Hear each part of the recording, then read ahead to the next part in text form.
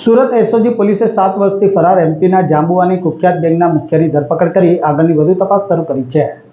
સુરતમાં થોડા સમય પહેલા તમંચા સહિત ઘાતક હથિયારો સાથે ધાડ અને લૂંટના 3 ગુનાને અંજામ આપી છેલ્લા 7 વર્ષથી ફરાર એમપીના જાંબુઆના કુખ્યાત ગેંગના મુખ્યની ધરપકડ પોલીસે કરી છે।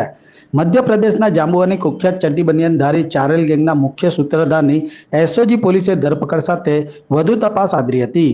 આરોપીએ સરથાણા અને દાહોદમાં તમંચા સહિત ઘાતક હથિયારો સાથે ધાડ અને લૂંટના ગુનાને અંજામ આપી છેલ્લા 7 વર્ષથી નાસી ગયો હતો।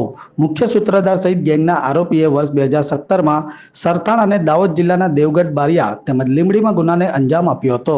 આરોપીઓએ રાત્રિના સમયમાં ઘરોમાં ઘાતક હથિયારો અને દેશી તમંચો લઈ તરખાટ મચાવ્યો હતો। આ અગાઉ ગેંગના સભ્યો પોલીસના હાથે ઝડપાઈ ગયા હતા, જ્યારે મુખ્ય સૂત્રધાર પોલીસ પકડથી દૂર હતો। આરોપી આકાશ જાનુ ચારેલને ઝડપી પાડવામાં એસઓજી પોલીસને સફળતા મળી છે।